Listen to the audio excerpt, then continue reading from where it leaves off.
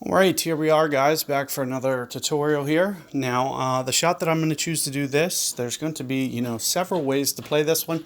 I'm going to play what I consider probably to be the most easy, straightforward way to do this, and I'm going to do it with a Kingmaker and a Thor's Hammer. Keep in mind, you could do something very similar with an epoch, and especially if you have landscape, you can go into landscape and do something very good. But I want to just, take something that what I consider to be kind of the most straightforward and safest approach. When you try to hook slice a Thor's Hammer, it's very controlled, so you're going to get very consistent results on it, and that's one of the reasons that you're going to see me do it here. Now, what I am going to be looking at is probably about 8 rings down for my land zone. So you can see that's almost going to run out of the fairway here.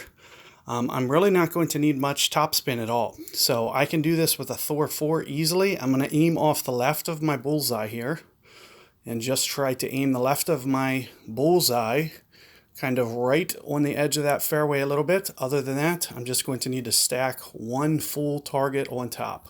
So you can see how simple that adjustment was. And in this case, I'm just going to ease off of the power just slightly. You can see kind of where I have my needle color and hit a full hook. And you can see, with my limited top spin, the way that I did it, you can see that I just land short there and it's going to spin out. And look how far it spins out, even with the 3 to 4 top spin that I had. You can see that I can get it way over here, and it's just going to be very straightforward. And just, keep in mind that it is going to be launching very downhill. So let me take my Golf Clash notebook app here real quick and just put some kind of values to kind of what we're looking at there. But I'm assuming that it's going to be, somewhere in this ballpark. I forgot what the wind was, maybe about 8, maybe even more than plus 40%. So you're probably looking at, I'm looking kind of 1 per ring. And that, is equating to about plus 60%. And that has to do with shooting to a lower target.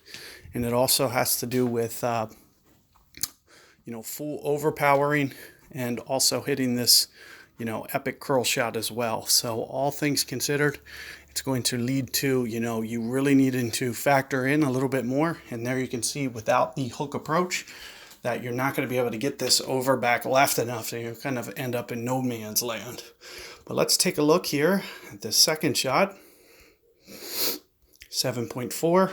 Now what I usually do here is a little bit of elevation.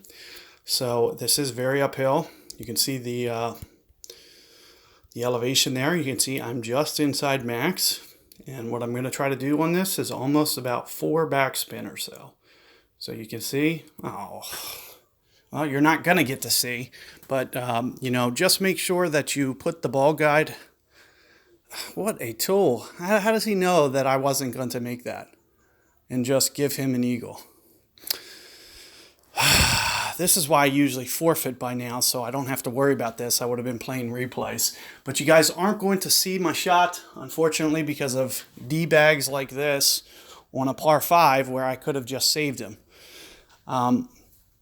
So let's talk about the shot a little bit real quick before I cut this video off.